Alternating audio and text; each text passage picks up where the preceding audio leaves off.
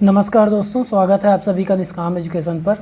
अभी हम प्रयोगशाला परिचारक भर्ती 2023 की तैयारी कर रहे हैं, जो कि उच्च शिक्षा विभाग की एक वैकेंसी है, जिसमें आज हम भौतिकी से संबंधित 10 मोस्ट इम्पॉर्टेंट MCQ करने वाले हैं।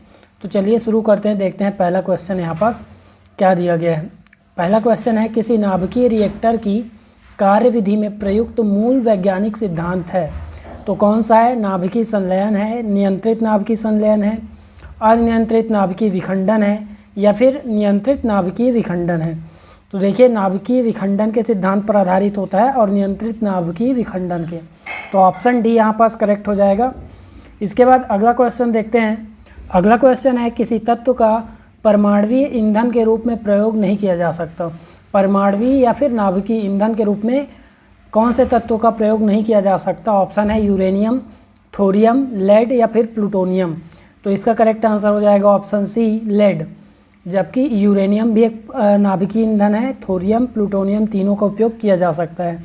इसके बाद अगला क्वेश्चन देखते हैं। अगला क्वेश्चन है, एक नाभिकीय रिएक्टर में भारी जल का कार्य है न्यूट्रॉन की गति को कम करना, न्यूट्रॉन की गति को बढ़ाना, रिएक्टर को ठंडा रखना या फिर नाभिकीय क्रिया को रोकना।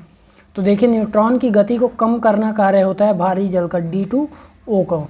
इसके बाद अगला क्वेश्चन देखिए। अगला क्वेश्चन है, रेडियो सक्रियता की खोज किसने की? ऑप्शन है de Broglie, A.H. Becquerel, Albert Einstein या फिर इनमें से कोई नहीं। तो इसका करेक्ट आंसर हो जाएगा A.H. बैकेरल। ऑप्शन बी यहाँ पास करेक्ट आंसर है।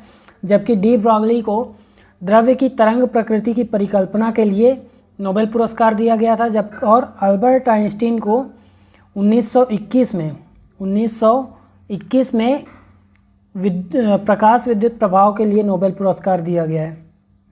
इसके बाद अगला क्वेश्चन देखते हैं। अगला क्वेश्चन है, भारत के पहले भूमिगत नाभिकीय परीक्षण को गुप्त नाम क्या दिया गया था? ऑपरेशन शक्ति, पोखरण, लाफिंग बुद्धा या फिर स्माइलिंग बुद्धा।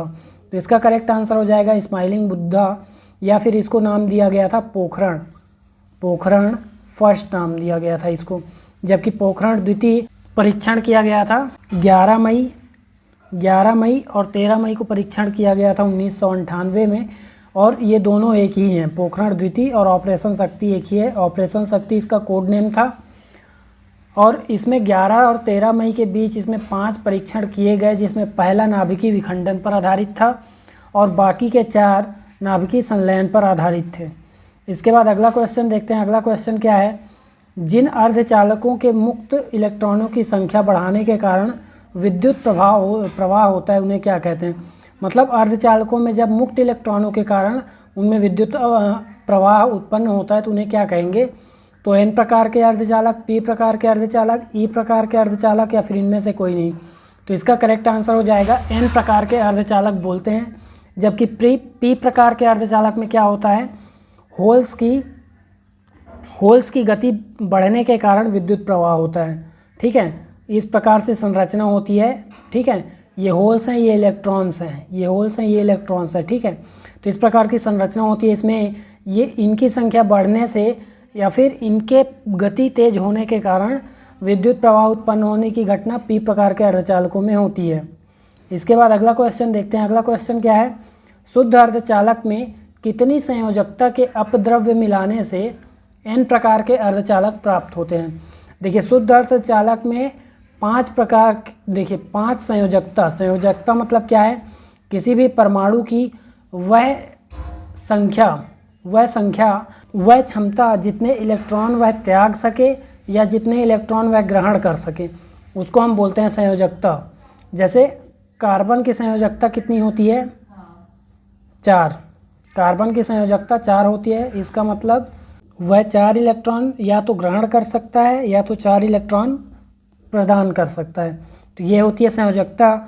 और शुद्ध अर्धचालक में 5 संयोजकता वाले तत्वों को मिलाने से N प्रकार के अर्धचालक बनते हैं, जबकि 3 संयोजकता वाले अपद्रव्यों को मिलाने से क्या होता है?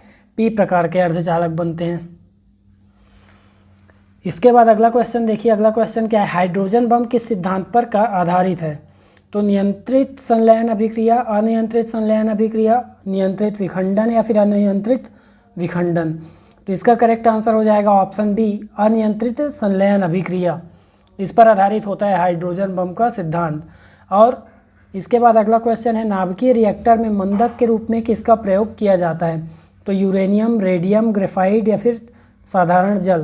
तो इसका करेक्ट आंसर हो जाएगा ग्रेफाइट का प्रयोग किया जाता है। इसके बाद अगला क्वेश्चन देखिए, प्रकाश की वह निश्चित न्यूनतम आवृत्ति जो इलेक्ट्रॉन उत्सर्जन के लिए आवश्यक होती है क्या कहलाती है?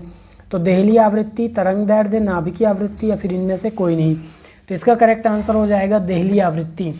जब किसी प्रकाश सेल में या फिर फोटो सेल में क्या होता है, प्रकाश पड़ती है तो प्रकाश की तीव्रता कितनी होनी चाहिए जिससे कि इसमें क्या हो, इलेक्ट्रॉन का प्रवाह प्रारंभ होगा, वही आवृत्ति क्या कहलाती है? देहली आवृत्ति, जो कि एक न्यूनतम और निश्चित आवृत्ति निर्धारित होती है।